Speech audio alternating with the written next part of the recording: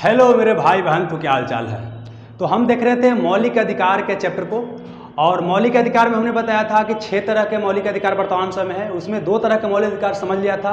पहले था समानता का अधिकार अनुच्छेद 14 से 18, दूसरा स्वतंत्रता का अधिकार अनुच्छेद 19 से लेकर के 22 तक। इस लेसन में हम समझने वाले हैं शोषण के विरुद्ध अधिकार अनुच्छेद 23 से लेकर के 24 तक। इस शोषण के विरुद्ध अधिकार का मतलब क्या है? यदि आपका कोई किसी भी तरीके से शोषण करता है, किसी भी तरीके से, तो आप जा सकते हैं सुप्रीम कोर्ट या हाई कोर्ट में जा सकते हैं और अपनी समस्या बता सकते हैं। सुप्रीम कोर्ट और हाई कोर्ट आपको बचाने आएगा। जो आपको शोषण कर रहा है उसके ऊपर दंडात्मक कार्रवाई किया जाएगा और आपको वहां पर बचाया जाएगा। तो इसी को डिटेल समझने वाले हैं कि आखिर क्या क्या वर्णन किया गया है। तो शोषण के विरुद्ध अधिकार 2 जगह है, अनुच्छेद 23 और 24 में। क्वेश्चन पूछेगा किस अनुच्छेद में शोषण के विरुद्ध अधिकार के बारे में चर्चा है? 23 और 24 में। तो पहले समझते हैं अनुच्छेद 23 में क्या वर्णन किया गया है। अनुच्छेद 23 में वर्णन किया गया है कि मानव का दुर्व्यापार एवं बलात्श्रम नहीं किया जाएगा। मतलब क्या बोलता है कि मानव का दुर्व्यापार नहीं किया जाएगा। आप व्यापार जानते हैं, व्यापार मतलब होता है खरीद बिक्री। तो मानव का खरीद बिक्री नहीं किया जाएगा और मानव से बलपूर्वक श्रम नहीं करवाया जाएगा। इसको समझते हैं एक करके। पहले समझते हैं मानव दुर्व्यापार का मतलब क्या हुआ। मनुष्य का वस्तु के भांति खरीद बिक्री नहीं किया जा सकता है। जैसे क्या होता है, कोई सामान को आप खरीदते हैं, बेचते हैं, उस तरह से क्या है कि प्राचीन समय में मनुष्य का भी खरीद बिक्री होता था। तो यहाँ उस पर सख्त पाबंदी लगा दिया गया है कि कोई अगर मनुष्यों का व्यापार करता है, मनुष्य में आदमी हो सकता है, औरत हो सकता है, बच्चा हो सकता है, उनकी खरीद बिक्री करता है, तो उनके ऊपर कार्रवाई किया जाएगा। अब देखिए, आदमी, औरत और बच्चा को अलग अलग उद्देश्य के साथ इसका खरीद बिक्री किया जा सकता है। जैसे आदमी को खरीद हुआ मजदूर बनाकर रख सकते हैं, औरत को वेश्यावृत्ति के लिए इसको खरीद बिक्री कर रहे हैं, बच्चा या बच्ची को भी क्या कर रहे हैं, वेश्यावृत्ति के लिए खरीद बिक्री कर रहे हैं। तो इसके ऊपर क्या किया गया? प्रतिबंध लगाया गया है। हालांकि आप लोग सुनते हो कि सोनागाछी में क्या होता है कि लड़की लोग को खरीदा बेचा जाता है, पश्चिम बंगाल में पड़ता है। जैसे हमारे एरिया में बहुत लोग जब पहले सुनते थे कि उनको शादी विवाह नहीं हो रहा था, तो वहाँ से गए थे और लड़की लेकर के आए थे और उससे शादी किया, उनसे बाल बच्चा हुआ। तो देखिए, अगर किसी को परिवार बसाने के लिए लड़के ला रहे हैं तो वहाँ तो तुम लगा ठीक है, लेकिन फिर भी आगे खरीद बिक्री कर रहे हैं तो दिक्कत वाली बात है। लेकिन फिर भी उसका तो परिवार बस गया। लेकिन मैक्सिमम खरीद बिक्री किया जाता है लड़की लोग का, उसको वेश्यावृत्ति के पेशा में डालने के लिए। वहाँ से गरीब दुखिया को लड़की को लाया जाता है कि आपको काम कराने के लिए काम मिलेगा फलाना जगह, यहाँ ले आकर उसको बेच देता है। आप समझिए क्या है कि वेश्यावृत्ति ऐसा पेशा है कि उसमें घुट घुट के लोग मरती है ना। चलिए, तो हो गया। तो इस पर क्या है कि पाबंदी लगाया, मतलब वेश्यावृत्ति के ऊपर भी क्या है, पाबंदी लगाया गया। तो ये हो गया मानव दुर्व्यवहार। अगला क्या है? बलात्श्रम। बलात्श्रम मतलब क्या है कि बलपूर्वक आपको काम करने के लिए बाध्य नहीं किया जाएगा। श्रम मतलब काम करना, बलपूर्वक आपको काम करने के लिए बाध्य नहीं किया जाएगा। जैसे देखिए क्या है, आपका अगर इच्छा नहीं है तो आपसे जबरदस्ती कोई काम नहीं करवा सकता। इसमें देखिए क्या है, बंधुआ मजदूरी की बात करते हैं। बंधुआ मजदूरी जैसे गांव में अभी भी क्या होता है कि मान लेते कि हमारे यहाँ 5 बीघा जमीन है, 5 बीघा क्या है, जमीन है।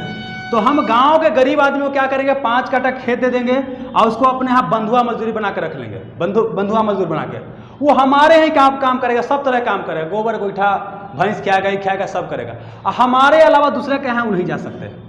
अब क्या है, अगर बाल बच्चा पैदा हुआ तो अगर बाल बच्चा भी क्या हो जाएगा, हमारे यहीं रह जाएगा। क्या बोलेंगे कि तोर बाप इतना पैसा ले लो न चुकल हुए, हमरे यहाँ रह। तो इसको बेटा को भी तो क्या करें, अपने यहाँ बंधुआ मजदूर बना कर रख ले रहे हैं। इसका इच्छा नहीं है फिर भी हम रख ले रहे हैं। तो इस प्रथा का क्या किया गया है, विरोध किया गया है। मतलब कि बंधुआ मजदूरी बना करके किसी को आप नहीं रख सकते। अगर रखते हैं, पता चल गया तो सरकार आपके ऊपर क्या करेगा, कार्रवाई करेगा। मतलब जिसको बंधुआ मजदूर बना करके शोषण किया जा रहा, उसको शोषण से छुटकारा दिया जाएगा। अगला क्या है, बेगार प्रथा आपसे नहीं करवाया जाएगा। बेगार प्रथा मतलब क्या होता है कि आपने काम किया तो काम के बदले आपको पैसा मिलना चाहिए, काम के बदले पैसा मिलना चाहिए। बिना पैसा के आपको काम नहीं करवाया जा सकता है। अगर बिना पैसा कोई काम करवाता है तो यह कानून क्या है, अपराध है। अब प्राचीन समय में क्या होता था कि बिना पैसा का काम लोग करवाता था। गांव के जो जमींदार टाइप आदमी है या जो एरिया के राजा है, जो भी है, तो वो क्या करता था कि बिना पैसा के वो एरिया के आदमी से काम करवाता था। तो यहाँ पर ही सिस्टम था। तो बेगार प्रथा का भी क्या किया गया, विरोध किया गया। अगला क्या है, दास प्रथा। दास प्रथा मतलब क्या है, किसी खरीद के लेकर के आए, अपने यहाँ क्या बना लिए, गुलाम बना लिए। तो वो क्या था, दास प्रथा था। अगर हम आपके यहाँ गुलाम है तो हमारा बाल बच्चा भी क्या रहेगा, आपके यहाँ गुलामी रहेगा। तो यह दास प्रथा का भी यहाँ पर समाप्ति की बात किया गया है। मतलब यहाँ पर 2 चीज़ आया। अनुच्छेद 23 क्या बोलता है कि मानव का दुर्व्यापार नहीं किया जाएगा और मानव का बलात्श्रम नहीं करवाया जा सकता है। तो मानव के दुरुपयोग में क्या गया कि मनुष्य का वस्तु की भांति खरीद बिक्री नहीं किया जा सकता, चाहे कोई भी उद्देश्य हो सकता है, किडनी निकालने के लिए खरीद बेच रहे हैं तो वहाँ खरीद बिक्री नहीं किया जा सकता है। और बलात्कार में क्या है कि किसी से बंधुआ मजदूरी नहीं करवा सकते हैं, बेगार प्रथा नहीं करवा सकते हैं, और दास प्रथा के रूप में किसी को अपने यहाँ नहीं रख सकते। साथ ही कहते हैं कि देवदासी प्रथा था। मंदिर में पहले क्या होता था कि गाँव के क्या होता था, गरीब के जो लड़की होती थी सामान्यतः वही वहाँ पर देवदासी रहती थी। मतलब मंदिर में लड़की नृत्य करती थी। तो नृत्य करना अपने आप में खराब चीज़ नहीं है, लेकिन मंदिर के जो पुजारी वगैरह होते थे उनके साथ क्या जबरदस्ती सेक्सुअल रिलेशन वगैरह बनाते थे, मतलब समझिए कि बलात्कार करते थे। तो इस सिस्टम को भी क्या कर दिया गया, खत्म कर दिया गया कि देवदासी प्रथा भी अब नहीं रहेगा। तो अनुच्छेद 23 ही बोलता है अब ये सब सिस्टम अगर नहीं रहेगा तो देखा जाता है मनुष्य का जो शोषण हो रहा था उसे छुटकारा मिलेगा। तो मतलब मनुष्य के शोषण से क्या यहाँ पर छुटकारा देने का प्रयास किया जा रहा है। अगला आते हैं अनुच्छेद 24 क्या बोलता है। अनुच्छेद 24 बोलता है कि 14 वर्ष से कम आयु के जो भी बच्चा है उसको कहीं भी नियोजन पर नहीं रखा जा सकता है। नियोजन मतलब होता है कहीं भी काम पर नहीं रखा जा सकता है।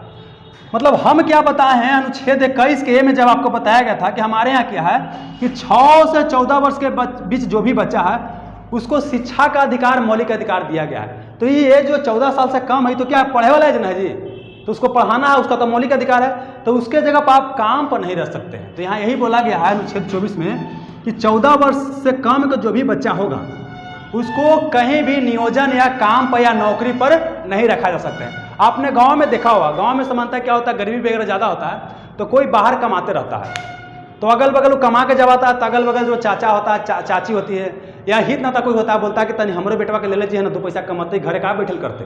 और जब किए जिसका कितना हो रहा है 13 12 तो जब मियाँ बोलता है कि ना चाची अभी का करा क्यों करा, तनी आओ बड़ा हो गया, छोटा बच्चा को वहाँ ना रखे।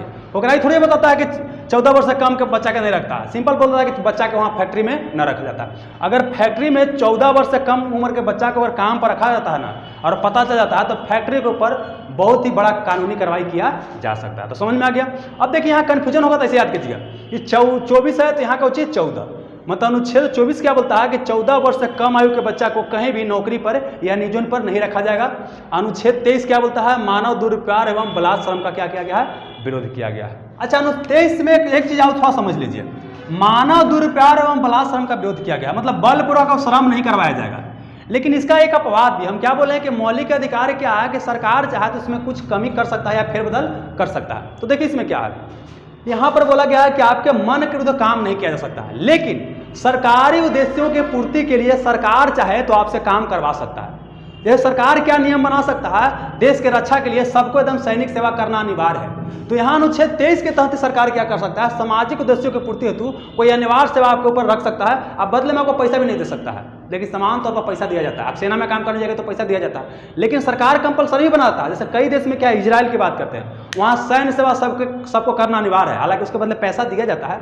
लेकिन इंडिया में लिखा गया है कि मानव से बलपूर्वक काम नहीं किया जाएगा, लेकिन अगर सरकार चाहे तो सामाजिक उद्देश्यों की पूर्ति हेतु लोग को काम करवा सकता है और उसके बदले पैसा भी नहीं दे सकता, लेकिन समान तौर पर काम करवाएगा तो पैसा देवे करेगा। तो ये था आपका शोषण के विरुद्ध अधिकार अनुच्छेद 23 और अनुच्छेद 24। अगला लेसन आएगा उसमें आपको बताया जाएगा धार्मिक स्वतंत्रता का अधिकार 25 से 28 तक। चलिए ठीक है, धन्यवाद।